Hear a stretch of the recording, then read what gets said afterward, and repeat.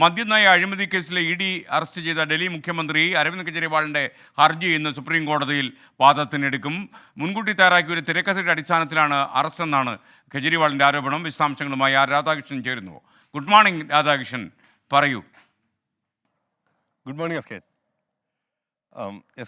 ഈ അരവിന്ദ് കെജ്രിവാളിനെ അറസ്റ്റ് ചെയ്ത സാഹചര്യത്തിൽ അദ്ദേഹം ഈ അറസ്റ്റ് നിയമവിരുദ്ധമാണ് എന്ന് പറഞ്ഞുകൊണ്ടാണ് സുപ്രീം കോടതിയെ സമീപിച്ചിരിക്കുന്നത്. ഇതിന് ആധാരമായിട്ടുള്ള സംഭവം ഹൈക്കോടതിയിൽ അദ്ദേഹം ഇതേ കാരണം പറഞ്ഞുകൊണ്ട് നൽകിയ കേസിൽ നിശിതമായിട്ടുള്ള വിമർശനങ്ങൾ അദ്ദേഹത്തിന് ഏറ്റുവാങ്ങേണ്ടി വന്നിരുന്നു. മാത്രമല്ല, ഈ ഹവാല ഇടപാടിൽ അടക്കം അദ്ദേഹത്തിന് പങ്കുണ്ട് എന്ന് സൂചിപ്പിക്കുന്ന വിധത്തിലുള്ള പരാമർശങ്ങളും ആ വിധിയുടെ ഭാഗമായി ഉണ്ടായി. ഈ ഒരു സാഹചര്യത്തിലാണ് സുപ്രീം കോടതിയിൽ അദ്ദേഹം അപ്പീൽ സമർപ്പിച്ചിരിക്കുന്നത്. അദ്ദേഹം പറഞ്ഞിരിക്കുന്നത് ഈ അപ്പീൽ അറസ്റ്റ് നിയമവിരുദ്ധമാണ് എന്ന് പ്രഖ്യാപിക്കാൻ വേണ്ടിയിട്ടുള്ളതാണ്. അത് വിചാരണ നടക്കുന്ന ഘട്ടത്തിൽ കോടതി ചോദിച്ചു, ഈ ജാമ്യാപേക്ഷ സമർപ്പിക്കേണ്ടതായിരുന്നില്ലേ അറസ്റ്റ് ചെയ്യുന്ന ഘട്ടത്തിൽ? അപ്പോൾ അദ്ദേഹം പറഞ്ഞത് അറസ്റ്റ് തന്നെ നിയമവിരുദ്ധമായതുകൊണ്ട് ജാമ്യാപേക്ഷ സമർപ്പിക്കേണ്ട ആവശ്യമില്ല എന്നുള്ളതാണ്. അറസ്റ്റ് നിയമവിരുദ്ധമായതിൻ്റെ കാരണം അദ്ദേഹം പറയുന്നത് 5 സാക്ഷിമൊഴികൾ മാത്രമാണ് തനിക്കെതിരെ തെളിവ് എന്ന രീതിയിൽ ഇ ഡിക്ക് നിരത്താനായിട്ടുള്ളത്. മറ്റേതെങ്കിലും വിധത്തിലുള്ള ഈ പണം കണ്ടെത്തുന്നതോ അല്ലാതെ ആയിട്ടുള്ള ഏതെങ്കിലും ഒരു തെളിവ് തനിക്കെതിരെ ഇല്ല എന്നാണ് അദ്ദേഹം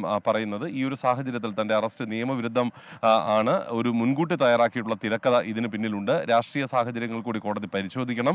ഇപ്പോൾ തെരഞ്ഞെടുപ്പ് നടക്കുന്നതാണ്. അതുകൊണ്ട് പ്രചരണ രംഗത്ത് നിന്ന് തന്നെ മാറ്റി നിർത്തുക ലക്ഷ്യമായിരുന്നു. ഈ സാഹചര്യത്തിലാണ് ഇത്തരത്തിലുള്ള നടപടികൾ ഉണ്ടായതെന്നാണ് അദ്ദേഹം പറയുന്നത്. ഇന്നലെ ഏതാണ്ട് ഉച്ചയ്ക്ക് ശേഷം ഒരു 2 മണിക്കൂറോളം അദ്ദേഹത്തെ പ്രതിനിധീകരിച്ച അഭിഭാഷകൻ അഭിഷേക് സിംഗ്വി ഈ കാര്യങ്ങളിൽ അദ്ദേഹത്തിന്റെ നിലപാടുകൾ വ്യക്തമാക്കി.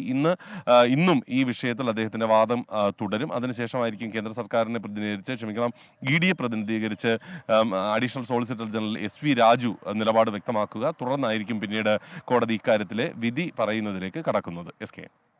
Okay, thank you are Radhakrishnan. നിർണായകമായ ദിവസം തന്നെയാണ് സുപ്രീം കോടതിയിൽ ഇന്ന് ഡൽഹി മുഖ്യമന്ത്രിക്ക്.